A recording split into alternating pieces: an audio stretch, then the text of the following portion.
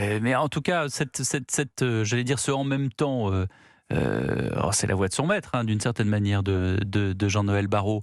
D'un côté, il salue le travail et oui, il faut mettre fin au régime.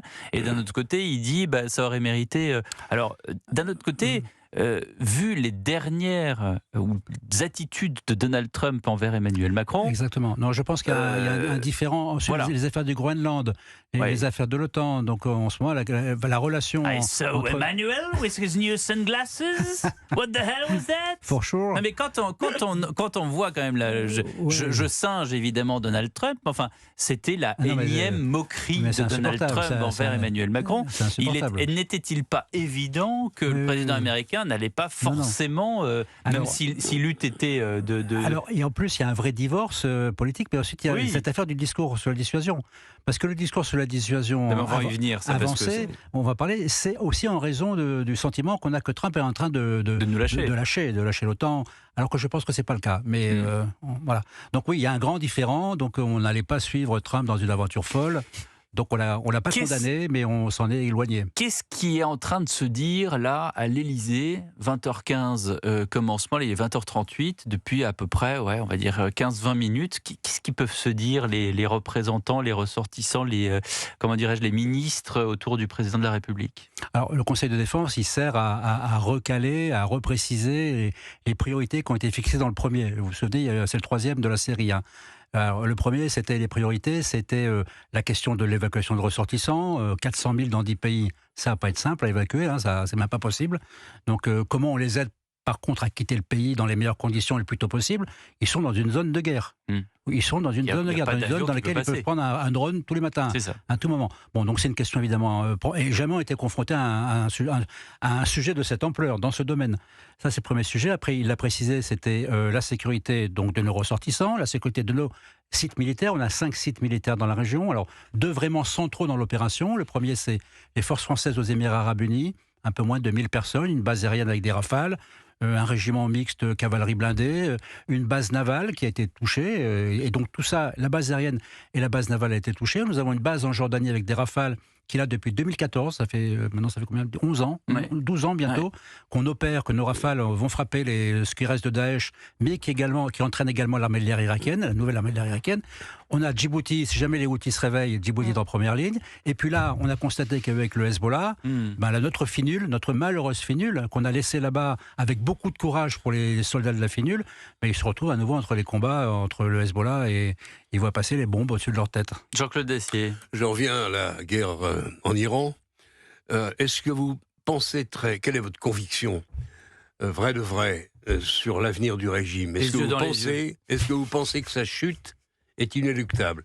Et, question complémentaire, est-ce que vous ne risquez pas, si c'est le cas, d'avoir un enfer du terrorisme dans les années qui vont suivre? Je suis désolé, j'aimerais bien, mais je ne peux pas répondre, et je pense que personne ne peut répondre à cette question. Non, je sais que c'est une question difficile. C'est bien la raison pour laquelle la responsabilité de Trump, elle est énorme dans le choix qu'il a fait. Il devra l'assumer devant l'histoire si ça tourne mal. Voilà.